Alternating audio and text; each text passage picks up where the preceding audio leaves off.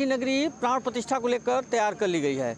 जिस द्वार पर हम मौजूद हैं इसे गेट नंबर 11 कहा जाता है और इसी द्वार से प्रधानमंत्री के साथ देश के विभिन्न क्षेत्रों के उद्योगपति, फिल्म जगत के लोग और कला जगत के साथ साथ 5000 विभिन्न धर्म और संप्रदाय के धर्मगुरु रामलला के प्राण प्रतिष्ठा के लिए प्रवेश करेंगे। इस द्वार को फूलों से सजाया गया है।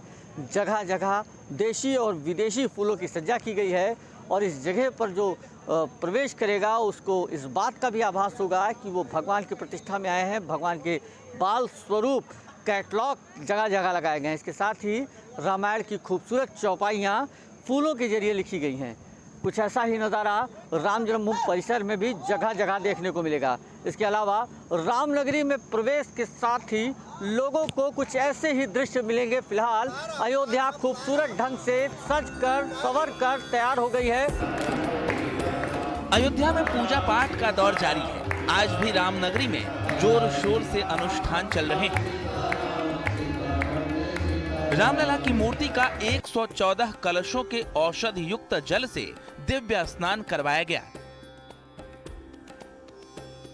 वहीं प्राण प्रतिष्ठा से पहले रामलला के मंडप की पूजा की गई। मंत्रोच्चारण के साथ हुई पूजा का कार्यक्रम चला।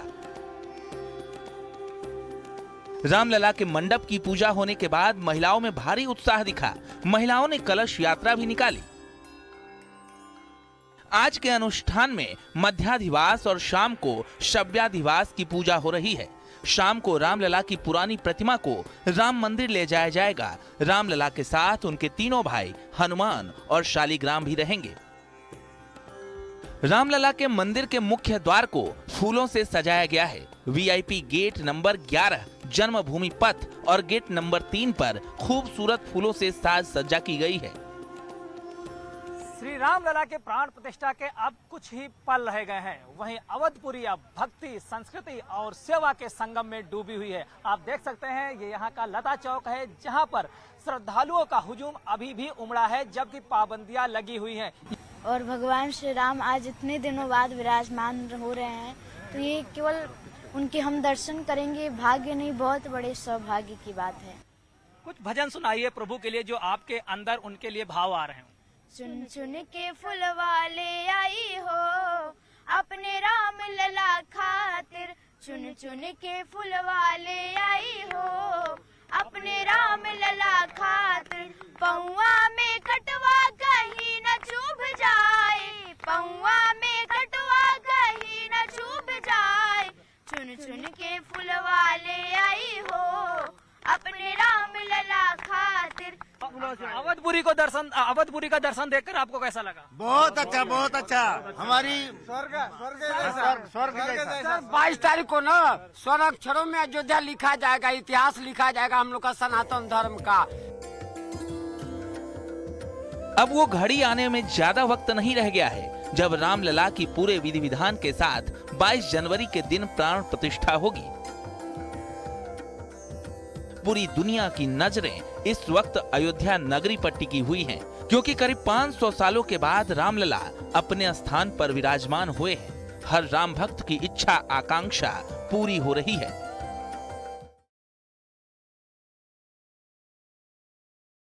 कभी सिंहासन पर नहीं बैठे बल्कि अपने भाई राम की चरण पादुकाओं को सिंहासन पर रखा और शासन चलाया। क्या आप जानते हैं कि एमपी में भी कभी एक ऐसी रियासत थी जहां राजा सिंहासन पर नहीं बैठते थे बल्कि सिंहासन पर बैठते थे प्रभु राम, माता सीता और भाई लक्ष्मण।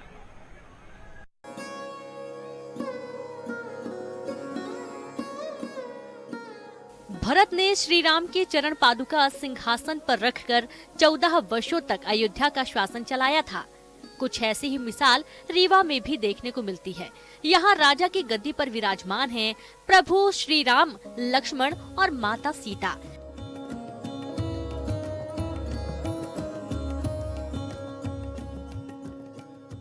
रीवा राजघराने का कोई भी सदस्य कभी सिंहासन पर नहीं बैठा।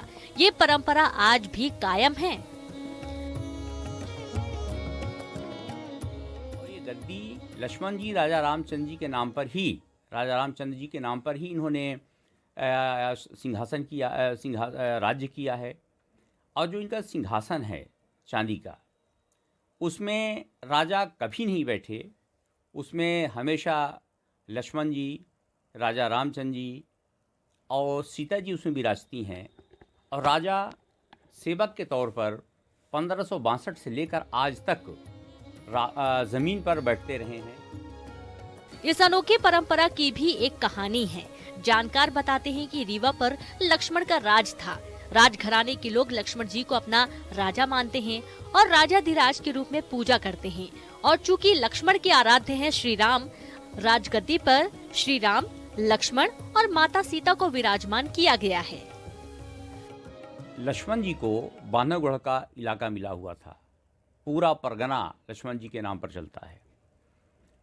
तो राजा रामचंद्र बघेल 1562 ईस्वी में 2662 फीट की ऊंचाई पर जो पहाड़ी है बांधवगढ़ में, उसमें अपने आराध्य कुल देवता लक्ष्मण जी की स्थापना की।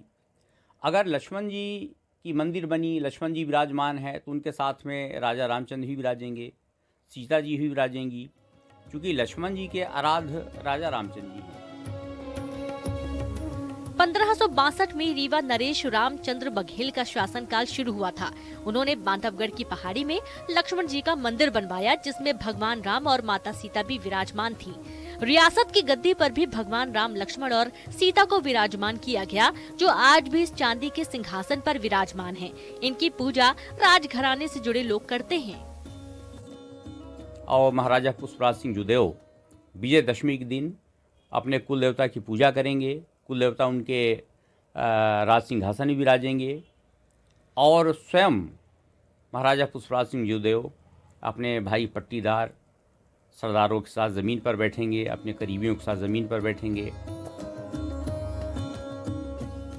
रीवा राजघराने का प्रभु राम से पुराना नाता है।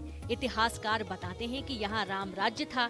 चित्रकूट की तराई तक रीवा राज्य था। लक्ष्मण जी को बांधवगढ़ का राज्य दिया गया था। रीवा से तो राजा रामचंद्र जी और लक्ष्मण जी और सीता जी का बड़ा गहरा रिश्ता है। और चित्रकूट रीवा से बहुत दूर नहीं, चित्रकूट के तराई तक रीवा राज्य का हिस्सा था। और राजा रामचंद्र जी यहाँ पर 14 साल वनवास काटे और यहीं से उनको हिस्सा के तौर पर लक्ष्मण जी को बांधवगढ़ दिया गया था। और बांधवगढ़ रीवा राज्य की राजधानी थी। तो यकीनन उनका काफ़ी गहरा नाता है इस राज्य से, राजा रामचंद्र जी का, लक्ष्मण जी का, सीता जी का। और रीवा नरेश्वर की आराध्य हैं, उनकी पूजा अर्चना की जाती है और सिंहासन वही विराजते हैं। आज जब पूरा देश राममय है, प्राण प्रतिष्ठा का उत्सव मनाया जा रहा है, रीवा भी खुशियां मना रहा है। अयोध्या की तरह यहाँ भी राजा की गद्दी पर विराजते हैं जगत के आराध्य प्रभु श्री राम। शिवेंद्र सिंह बघेल, न्यूज़ 18, रीवा।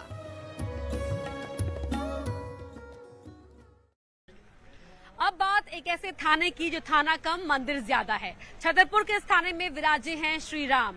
कैसे ये थाना मंदिर बना, इसकी भी कहानी अनूठी है, देखिए।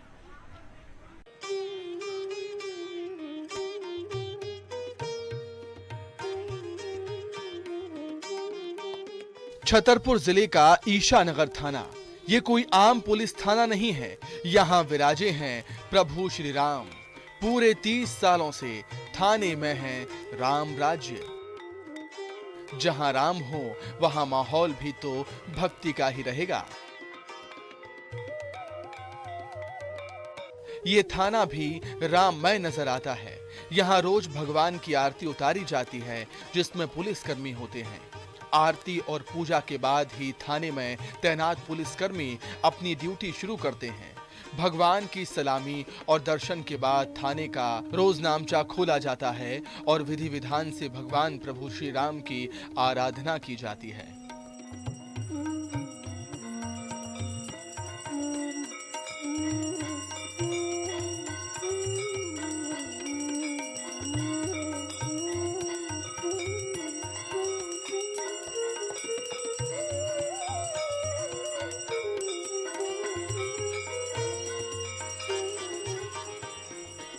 थाने में श्री राम क्यों विराजे हैं, इसकी भी एक अनूठी कहानी है।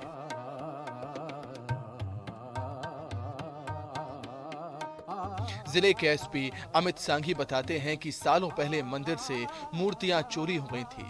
बाद में ये मूर्तियां बरामद होने के बाद कोर्ट के आदेश पर पुलिस को सुपुर्द कर दी गईं। मूर्तियों को थाने के मालखाने में रखा गया था और बाद में जब नया थाना बना तो पुराना भवन मंदिर बन गया। ये ईश्वरनगर थाने में जो थाने का पुराना भवन है उसमें रामलला की मूर्ति है, जहाँ विधि विधान से पूजा की जाती है। इसमें जो पूरा घटनाक्रम है वो इस प्रकार है कि कुछ वर्षों पूर्व ये जो मंदिर है वहाँ से ये मूर्तियाँ चोरी गई थी और इसके बाद ये मूर्तियाँ, इसमें अपराध भी कायम हुआ था, मूर्तियाँ बरामद हुई और बाद में माननीय न्यायालय से ये पुलिस की सुपुर्दगी में आ गई थी। और उसके पश्चात ये जो मालखाना था पुराने थाना भवन का, वहाँ पे मूर्तियाँ रखी गई। कालांतर में जब ये नया थाना बना और पूरा पुलिस का जो भवन है वो कामकाज जो है थाना नए भवन में शिफ्ट हुआ, तो ये पुराना भवन जो है ये एक तरह से इसमें मंदिर का रूप ले लिया है। तो इस तरह थाना रामलला का मंदिर बन गया। ईशानगर और आसपास के गांव के लिए ये मंदिर आस्था का केंद्र बन गया है, जहां नियमित रूप से भगवान की पूजा की जाती है।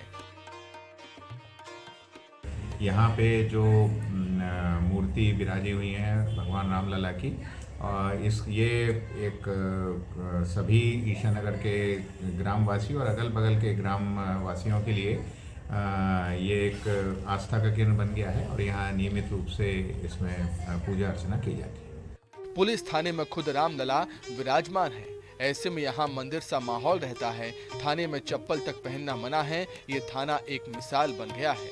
नरेंद्र सिंह परमार, न्यूज़ 18, छतरपुर।